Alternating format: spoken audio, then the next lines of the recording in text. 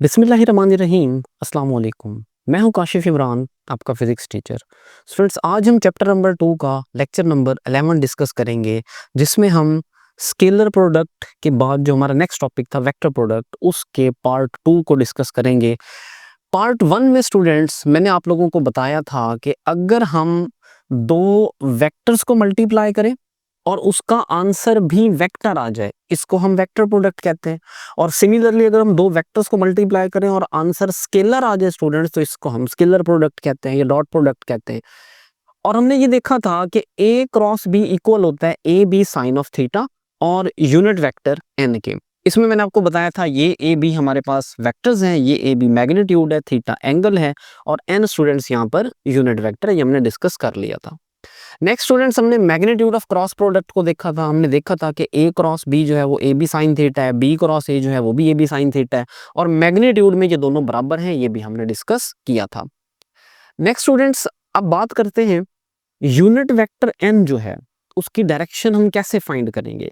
उसके लिए स्टूडेंट्स एक रूल याद रखिएगा, जिस रूल को हम नाम देते हैं राइट हैंड रूल का। अब राइट हैंड रूल वो रूल है स्टूडेंट्स जिससे हम ए क्रॉस बी की या यूनिट वेक्टर एन की डायरेक्शन फाइंड करेंगे। अब यहां पर याद रखिएगा स्टूडेंट्स कि यूनिट वेक्टर एन जो है, जब हम यूनिट वेक्टर एन की बात करते हैं, ये हमें डायरेक्शन देगा ए क्रॉस बी की। यानी जो डायरेक्शन यूनिट वेक्टर एन की होगी, सेम वही डायरेक्शन हम कहेंगे वो हमारे पास ए क्रॉस बी की डायरेक्शन है।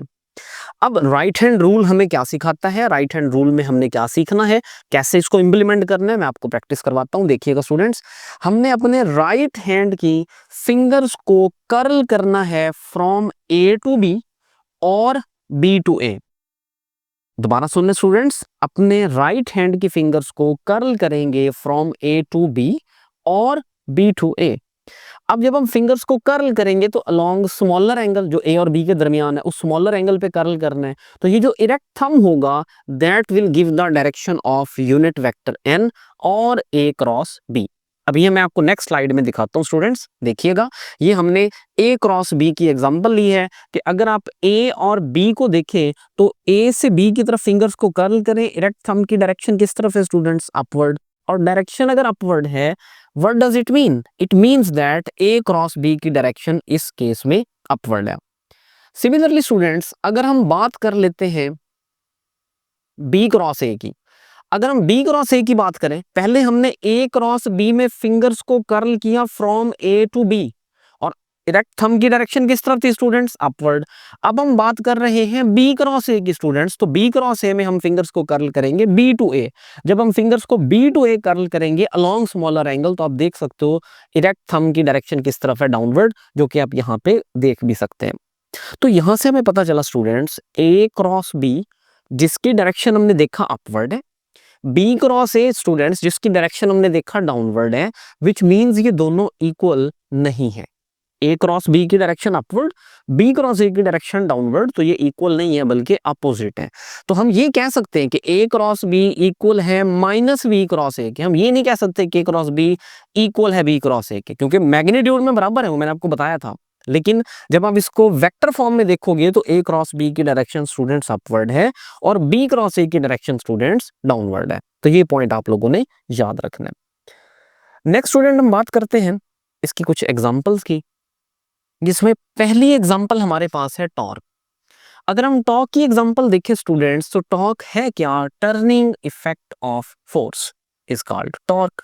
आप किसी भी ऑब्जेक्ट के ऊपर फोर्स लगाएं और फोर्स लगाने से वो टर्न हो, उसमें टर्निंग इफेक्ट आए, घूमे वो ऑब्जेक्ट, तो हम कहेंगे कि उसमें टॉर्क प्रोड्यूस हुआ है। अब टॉर्क इज इक्वल्स टू होता है आर क्रॉस एफ। अब देखिए, अगर आप आर क्रॉस क्रॉस को खत्म करें तो स्टूडेंट्स ये बनेगा R F sine of theta. क्या ये ठीक है यहां तक? No students, unit vector N भी आएगा। दूसरी एग्जांपल हमारे पास है मैग्नेटिक फोर्स की। अब मैग्नेटिक फोर्स का फार्मूला होता है students Q into V cross B. अब अगर हम यहां क्रॉस को खत्म करें स्टूडेंट्स तो ये होगा Q V B sine of theta. क्या यहां तक ये ठीक है? No students, unit vector N भी आएगा।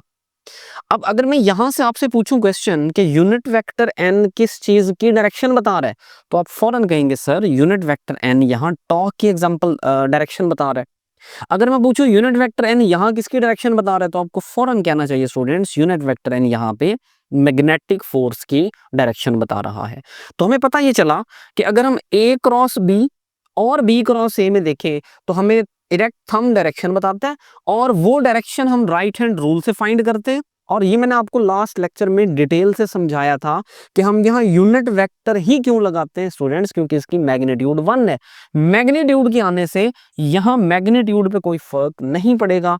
एक्चुअल में होगा क्या, साथ डायरेक्शन आ जाएगी, जो कि हमें इस केस में मैग्नेटिक फोर्स की डायरेक्शन मिल रही है, इस केस में हमें टॉर्क की डायरेक्शन मिल रही है। अगर A cross B is equal to A B sine theta, unit vector N है स्टूडेंट्स, तो वहां यूनिट वेक्टर एन हमें ए क्रॉस बी की डायरेक्शन देगा। यहां पे तक स्टूडेंट्स हमने डिस्कशन की है क्रॉस प्रोडक्ट है क्या, हमने उसकी कुछ एग्जांपल्स देखी, और साथ हमने ये देखा कि हम इसमें किस तरह से डायरेक्शन फाइंड कर सकते हैं, और हमने ये चीज भी सीखी कि ए क्रॉस बी और बी क्रॉस ए यहां पर इक्वल नहीं है। अब स्टूडेंट्स बात करते हैं इसके कुछ करेक्टरिस्टिक्स की। फर्स्ट करेक्टरिस्टिक हमारे पास है ए क्रॉस बी जो है it is not equal to B cross A. और ये बात मैंने आपको भी समझाई है स्टूडेंट्स कि ए क्रॉस बी में अगर आप देखें तो आप राइट हैंड के फिंगर्स को कर्ल करते हैं, इरेक्ट थंब की डायरेक्शन किस तरफ है, अपवर्ड है। और अगर आप बी क्रॉस ए में देखें तो आप जब फिंगर्स को कर्ल करेंगे तो इरेक्ट थंब किस तरफ है students, downward. What does it mean, A cross B is not equal to B cross A. जिसका मतलब ये हुआ, हम ये कह सकते हैं कि हमारे पास जो क्रॉस प्रोडक्ट है स्टूडेंट्स वो कॉम्यूटेटिव नहीं है, वो नॉन कॉम्यूटेटिव है। तो ये इसकी फर्स्ट प्रॉपर्टी हो जाएगी। नेक्स्ट प्रॉपर्टी डिस्कस करते हैं स्टूडेंट्स।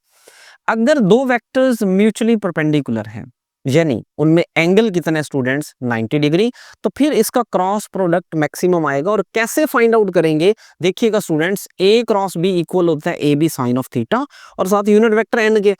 अब हमने कहा वेक्टर्स म्यूचुअली परपेंडिकुलर है, तो थीटा क्या होगा स्टूडेंट्स 90 डिग्री, तो हम यहाँ पर साइन 90 पुट करेंगे। और हमें पता है स्टूडेंट्स साइन 90 जो है वो इक्वल टू 1 होता है।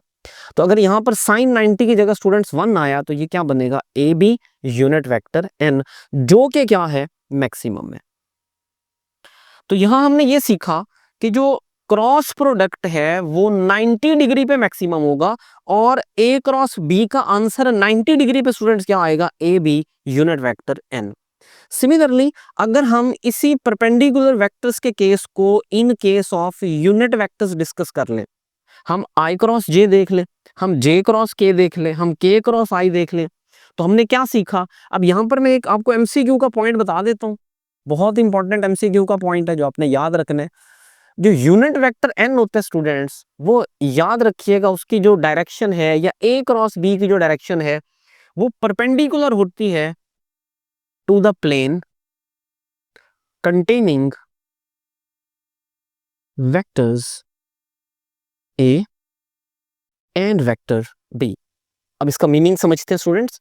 अगर आप दो वेक्टर्स कंसीडर कर रहे हैं A एंड B, ये लेट्स सपोज ये हमारे पास दो वेक्टर्स हैं और ये इस प्लेन में हैं, तो आप अगर नोट करें तो अब आपके पास जो इरेक्ट थंब है वो इस प्लेन के, जहां ये दोनों वेक्टर्स A और B मौजूद हैं, इसके क्या है, परपेंडिकुलर है। चाहे आप अपवर्ड का केस देख लें स्टूडेंट्स, चाहे आप डाउनवर्ड का केस देख लें।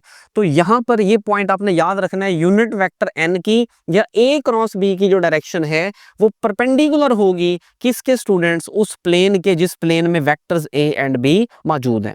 अब यहाँ पे देखिएगा I क्रॉस J। अब स्टूडेंट्स I क्रॉस J का परपेंडिकुलर हमारे पास K है, तो इसका मतलब I क्रॉस J किसके इक्वल आ गया, K के। J क्रॉस K किसके इक्वल आया, I के। और K क्रॉस I किसके इक्वल आ गया स्टूडेंट्स, J के। और इसी को अगर आप इन्वर्ट कर दें स्टूडेंट्स तो आप इसको यूं भी लिख सकते हैं, I क्रॉस J की जगह J क्रॉस I। जब स्टूडेंट्स आप इसको I क्रॉस J की जगह J क्रॉस I करेंगे तो ये इक्वल हो जाएगा माइनस K के। उसकी क्या रीजन है स्टूडेंट्स, हमने अभी सीखा, A क्रॉस B में डायरेक्शन अपवर्ड है, B क्रॉस A में उसका अपोजिट हो गई है, डाउनवर्ड हो गई। तो इसका मतलब I क्रॉस J अगर K है तो फिर J क्रॉस I क्या होगा, minus K। Similarly students J cross K I है, K क्रॉस J हमारे पास क्या होगा स्टूडेंट्स, माइनस I के, negative I। K cross I J है, I क्रॉस K क्या होगा स्टूडेंट्स, नेगेटिव ऑफ J। तो यहाँ तक स्टूडेंट्स उम्मीद है आपको बात अच्छे से समझ आ गई होगी। इसके नेक्स्ट कैरेक्टरिस्टिक्स इंशाल्लाह हम नेक्स्ट लेक्चर में डिस्कस करेंगे। तब तक के लिए अल्लाह हाफ़िज़।